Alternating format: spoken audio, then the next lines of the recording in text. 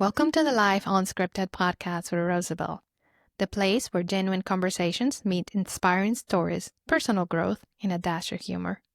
I'm Rosabe, your host, inviting you to embrace life's unpredictable journey, celebrate your unique story, and find joy in everyday moments. Get comfortable, stay curious, and let's explore together. Unscripted, unapologetic, and unstoppable. Hey, welcome back to another episode of the Life Unscripted podcast with Rosabe. I'm your host, Rosabe, and today we have an incredible, powerful conversation lineup for our guest, Chris Baus. Did I say your last name right? Correct. Yes, you did. Very good. So he is a master certified life coach and a public speaker who specializes in helping men overcome hidden struggles, those vulnerable, often unspoken challenges. Chris himself has triumphed over 25 years of addiction, trauma, and even failed a suicide attempt. Now, with 14 years of sobriety, he is committed his life to empowering men through vulnerability and openness. Chris, thank you so much for joining us today. Thank you very much for having me. I appreciate the opportunity. Awesome. Chris, could you share with us more about your journey and what ultimately motivated you to seek help and turn your life around?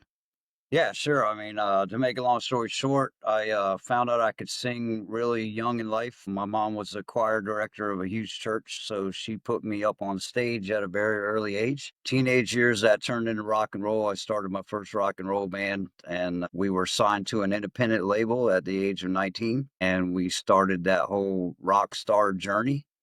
But as I'm sure most people are well aware, addiction is very prevalent in that lifestyle. So I succumbed to alcohol and prescription drugs and fell pretty hard into that life. And ultimately, the addictions with me and my bandmates destroyed that dream. So early 20s, I started a construction management career because my father was a contractor. So I already knew that world and became very successful in the construction management field, but at the same time was still wrapped up in massive addiction. So I was, shiny on the outside and falling apart on the inside. And I struggled with that all the way into my late 30s. And then literally my wife couldn't take it anymore. She divorced me and took custody of the kids. And I fell even deeper down after that and became unemployable and homeless. And during that time, there was a failed suicide attempt. There was also what really was the straw that broke the camel's back was that I had contracted acute pancreatitis and it was causing my kidneys to shut down. So they literally put me in a medically induced coma for 5 days to, try to keep me alive. And when I woke up from that, the doctor obviously told me, he's like, look, man, I can give you a liver, I can give you a lot of things, but there is no pancreas transplant. And he's like, you drink again, you're going to die, and there's nothing I can do. And so that was kind of the eye opener. And then I went to rehab and I had a life coach that was very instrumental in kind of helping me start to put the pieces back together. And that was so profound in my own personal development that I found after a little bit of sobriety that I had the passion to pay it forward and do that myself. So I started with some pro bono rehabilitation counseling. And then that led to going back to school and getting my master's certification in life coaching. And then I started helping men one on one. And that has grown to more than I ever thought it would be, to be honest with you. I'm helping men everywhere.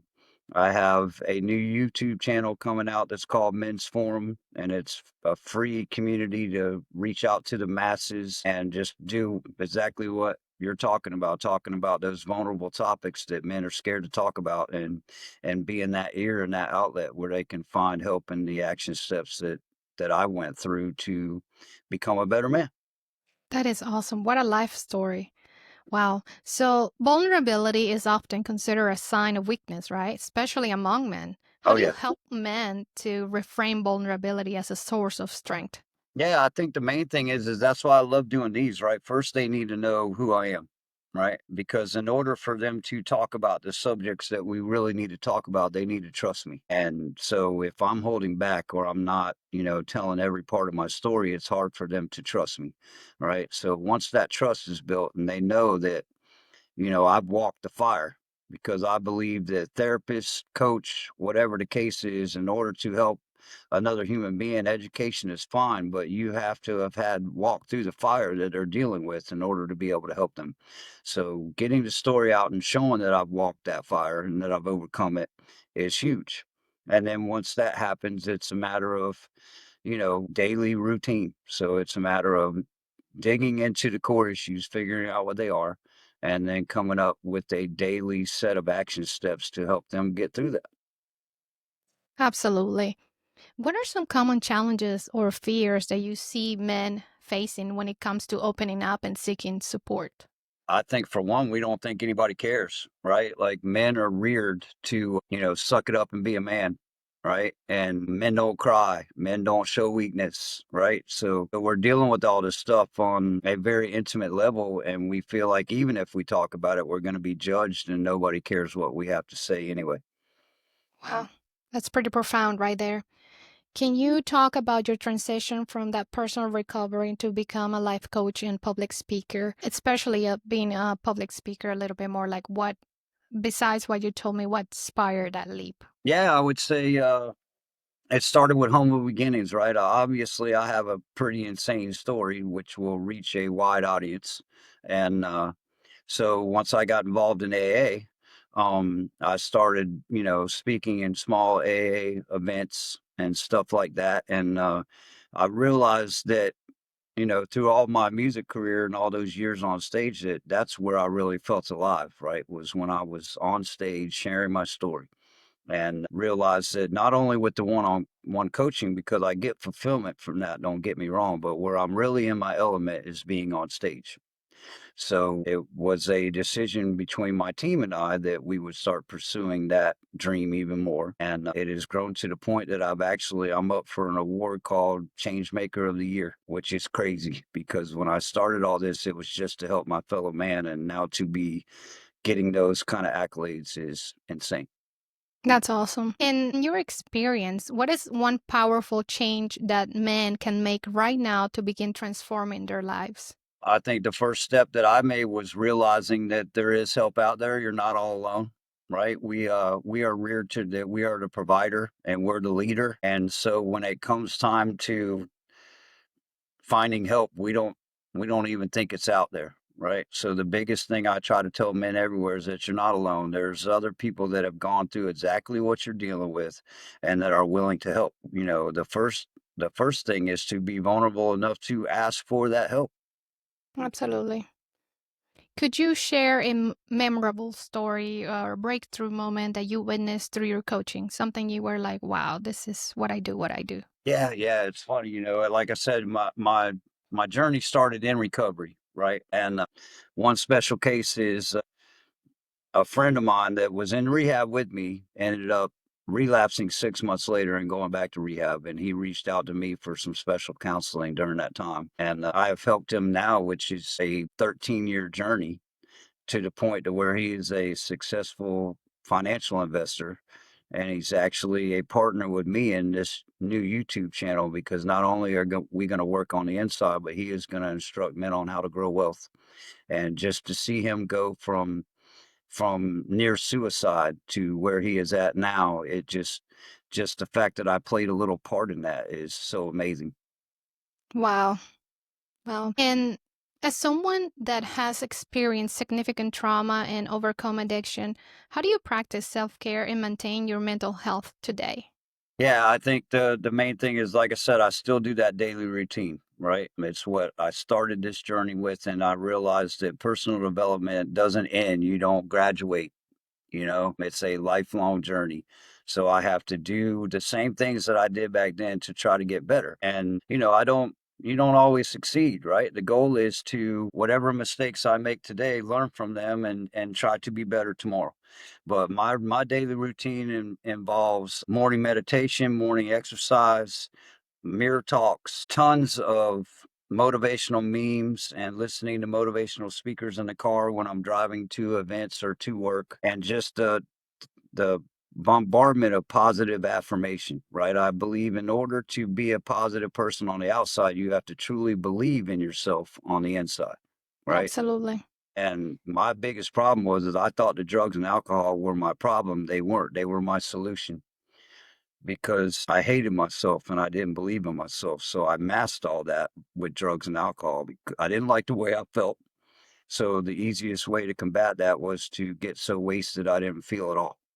Wow. And you mentioned something to me prior to this that Mhm. it resounded, and that is that yes, you went through a divorce, but you were finally able to remarry your wife. Yes, yes, we have been remarried for almost 5 years now. Obviously, still in my kid's life. We had another child. He is 9 years old. We were together for quite a while before we got remarried, obviously. But yes, it's a beautiful story. My son has never seen me drink, right? Wow. Which is amazing because my daughters saw a whole lot of it. I have two older daughters that are out of the house now, and I can't take back what I put them through, Right. but And I that is can. truly, I'm Yeah, sorry to interrupt. That is I was just gonna truly, say I can make sure that my son never has those traumas.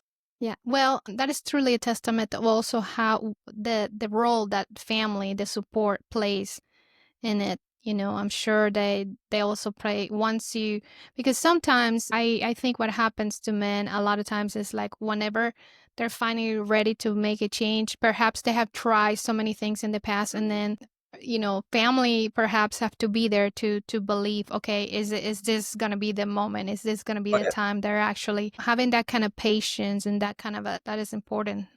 Yeah, Yeah. without a doubt, the thing is, you have to understand the context. My wife is a medical professional like you, Right. and, she was watching me kill myself, and she just couldn't take it any longer.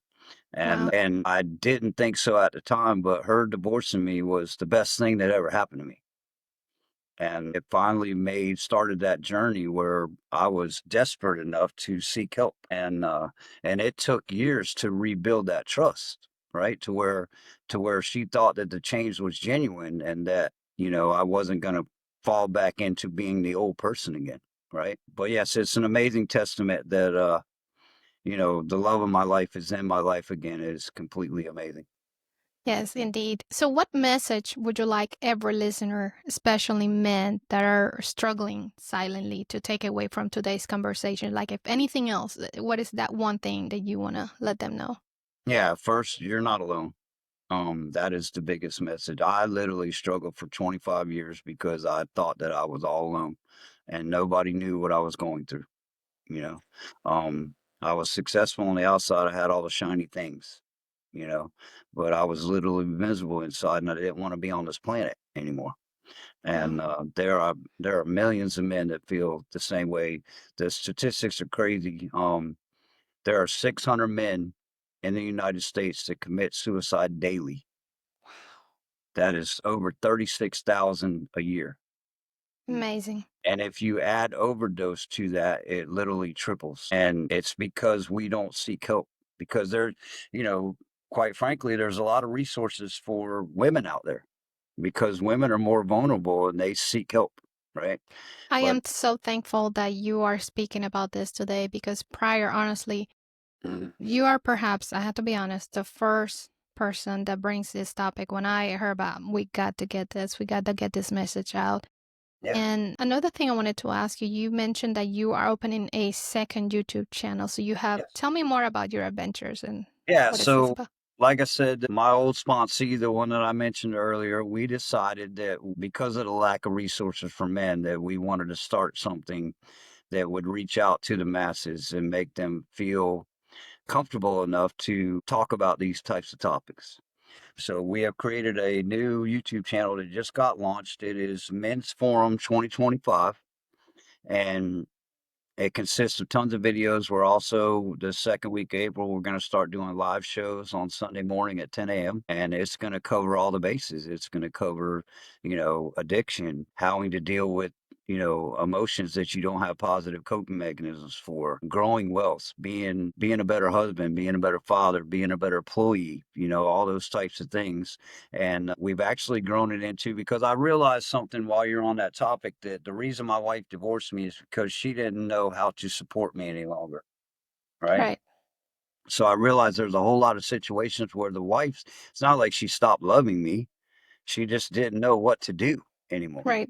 Right. So we have created a little side thing that we're calling Family Forum. And once a month, we're going to have live shows on that to try to teach the women in these men's life and the children to how to properly support and where the help is and how to encourage them in the right way to seek that help. So, like I said, the channel is Men's Forum 2025. It is a free community that you can register for to be on the live shows, which will be interactive. And there's already a tons of shorts and podcasts and stuff like that on there. So, yeah, it was just totally something that my partner and I created because I realized the lack of information and the lack of resources that are out there for men to find help. Wow. So, the best way for listeners to connect with you or your coaching, speaking engagement, or just to follow your journey. So, basically, go to your website, right? Yeah. Yep. chrisbauscoaching.com. Yep. And then social media, same thing Yeah, at yeah, Chris. I'm Christopher Baus on social media. I have Awareness to Obtain, which is the name of my coaching business on Instagram. You can reach me at info@awareness2obtain.com as far as email. And obviously, the men's forum will have its own email that is posted on the channel. And, numerous ways. I don't care how you get a hold of me, just get a hold of me. I want to help as many people out there as I can. So. That is awesome. Anything else you would like to talk about that we have not discussed here during our Yeah, conversation? mainly it's okay to be where you're at, right? I think that's the biggest thing I struggle with. And I know, a lot of people, addiction, non-addiction, whatever, we start feeling guilty, right? And we don't dig in and find the core problem of what's going on, right? I realized that, my deepest issue was rooted back in childhood. I never felt like I fit in. I never felt like I liked what I saw when I was looking in the mirror. And because I never dealt with that core issue, that created all this other stuff, you know? So it's okay to be where you're at. The goal is to find somebody that can help you find those deep rooted issues that you've never let go and then figure Absolutely. out steps to start to let those things go because I'm a big believer in, once you get stuck, you can't grow until you let go. Right. Absolutely. So essentially, I was a 40-year-old man that had been stuck since I was 14. That is a story. I've heard that quite often. And that can happen to males and females and so on.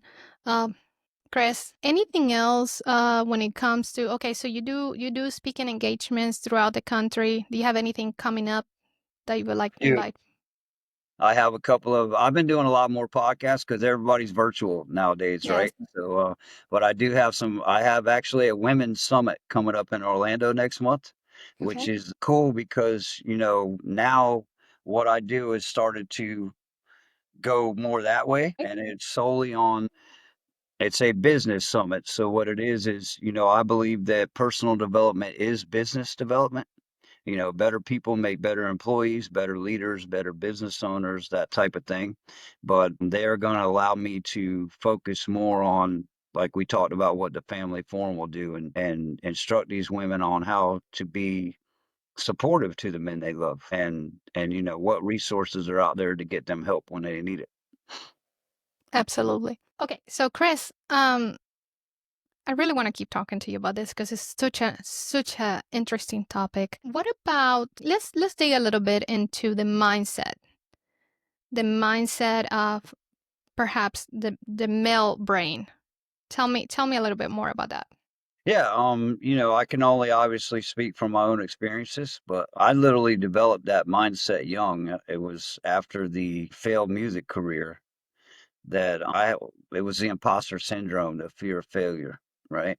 And I developed this certain mindset that I learned later in school. Most people have two different mindsets, right? They either have a fixed mindset or a growth mindset. And the fixed mindset tells you that whatever talent you have, that's all you got, and do the best you can with that. And that's your life, right? The growth mindset tells you that no matter where you're at in life, if you are willing to be vulnerable and willing to learn and willing to fail, that you can have whatever you want. Absolutely. Right. And I didn't truly believe that inside. So it took a lot of personal development to change that core mindset that I could be a life coach. I could be a successful public speaker because I didn't think that I was capable of that. right? And so what I had to do was, do a lot of secret daily mindset changes to where I was no longer scared to fail. Failing is part of succeeding. You hear all these cliches, a winner is somebody who just tried one more time, right? And things like that. And I didn't believe that, right? I believed, okay, I was successful as I was going to be, and I was as sober as I was going to be, and that was it, right? And then I started watching a lot of different documentaries and motivational speakers and things like that. And one that really sticks out to me was a documentary with Michael Jordan, and they were talking to him about all his accolades. And one of the ones that stuck out to him was that he holds the record for game winning shots in the NBA.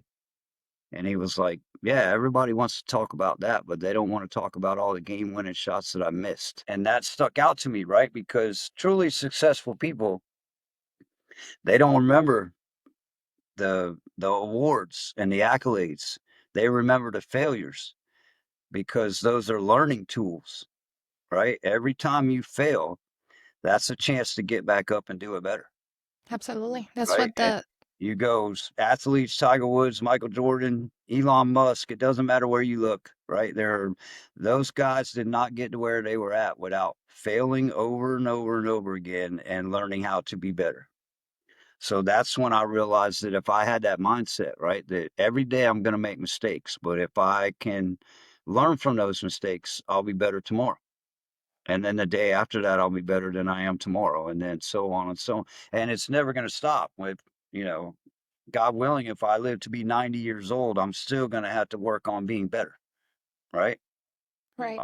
I was told a story one time about, excuse me, the Colonel Sanders, the founder of Kentucky Fried Chicken, and he was a vacuum salesman.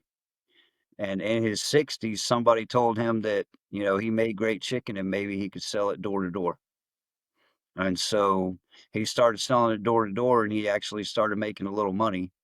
And at 63, he opened up his first Kentucky Fried Chicken and he didn't make any money for 5 years. So Wow. we're talking about a man that, is eligible for Social Security and it worked 40 years of his life and he could have just settled for that life, right? But no, it wasn't good enough for him. He wanted to be better. So he did what he had to do. He made mistakes. He learned from them. And now he has, obviously he's gone, but his corporation has restaurants all over the world. And that's because that one old man refused to settle and wanted to be better. You know what that makes me think of? Sometimes we work. My mom used to say something like that. You work and you don't know who you're working for. So in other words, you don't know the legacy behind it. You perhaps in your lifetime you won't see the impact, but it could be your children, your grandchildren. And those are the people you work, like you said, not for the accolades, but you work because you have a passion, Yeah. to help these people. To another thing it occurred to me to ask you, as you find yourself being a young man and going through all these struggles, and then I'm pretty sure that it came to mind. How do you navigate, especially as a young, male, going into society and having to establishing these new relationships with friends? But then the moment that you try to, make a change, evolve personally, then suddenly does the fear of, well, I'm gonna lose my friends because you're gonna have to also make those changes.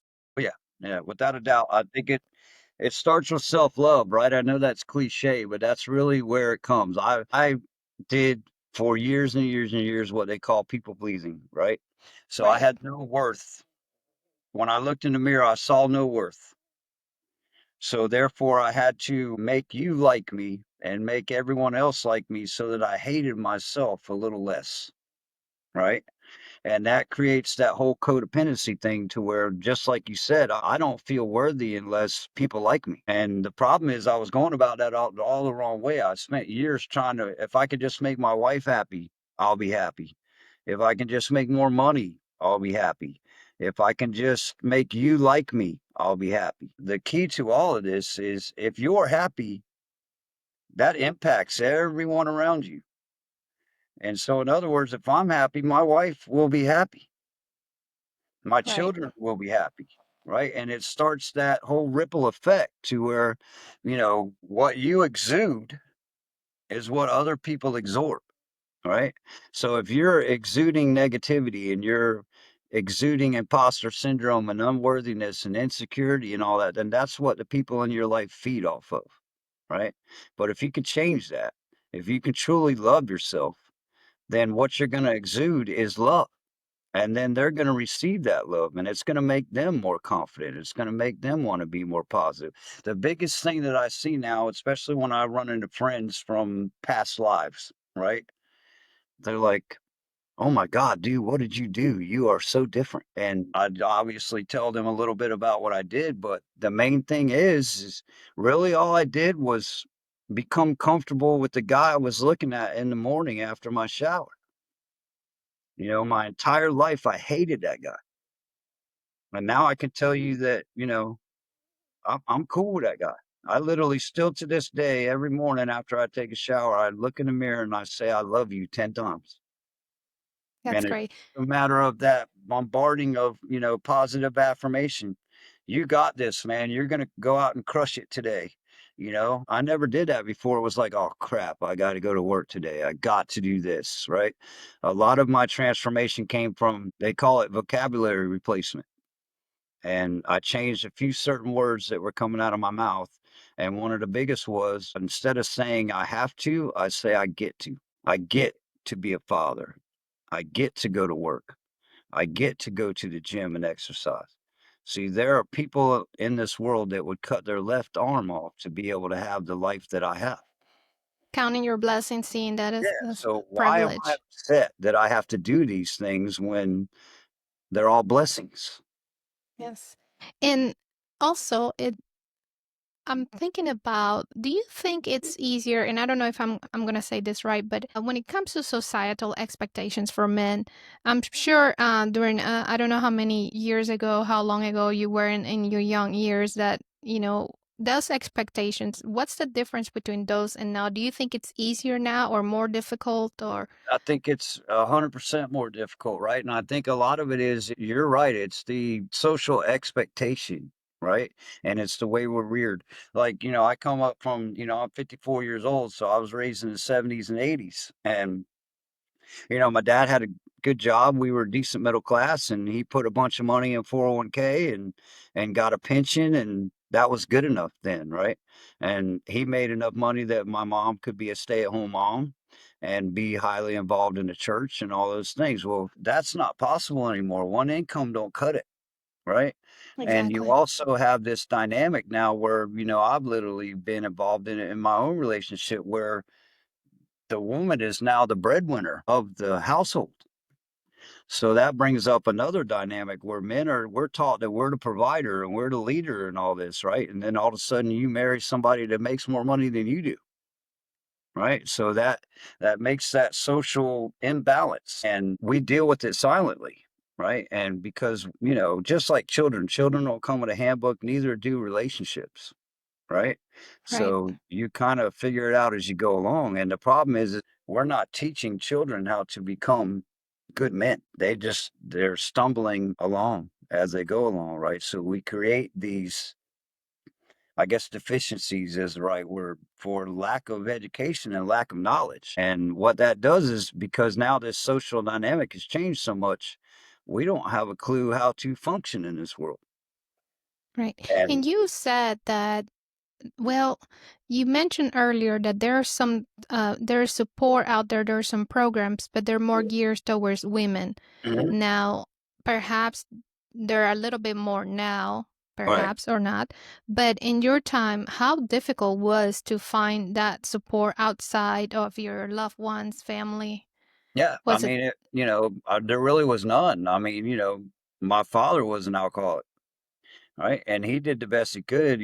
God rest his soul. He taught me everything I know about construction, and he did the best he could. But he didn't know how to deal with these emotions. So how was he going to teach me? You know. And then when you get into adult life, like I said, you become the ego, the pride, the wanting to be the leader, all those types of things that makes you think that it is not okay to even say how you feel. I can't, you don't go to your buddy's house when you're watching a football game and say, hey man, sometimes I feel like killing myself. That is not a conversation that men have. You know, women are more open that way. When they're having conversation with their girlfriends, they will be like, hey, maybe I need to seek some therapy. I'm upside down right now. Those types of things. Men do not have those conversations. And now it's a little more socially acceptable. Recovery is a little more socially acceptable, those types of things, right? But it still depends on the man reaching out Right. and being vulnerable enough. And quite typically, I've found that the lack of knowledge about the help out there. Yeah, there's some help out there. There's guys like me. There's, tons of help, but men don't seek it. Right. So it takes someone to actually kind of show. Well, the good news is the field is kind of open, especially for those who are perhaps going through tough times right now, and then eventually becoming someone like you, that wants to help and want to be coach and a mentor. Yeah. So you are that mentor for those future leaders and teachers, and in that sense, it's pretty instrumental Yeah. what you're doing. Yeah, I And think it's so, it's why I'm doing this, right? I realized that okay, so this journey, this venture needs a face. Right? Man, you have Tony Robbins, you have all these guys that are about personal development, but not very many people focus on helping men with these kind of vulnerable topics, right? And for one, I truly believe that the reason God allowed me to struggle with all these things is so I could overcome them and help others.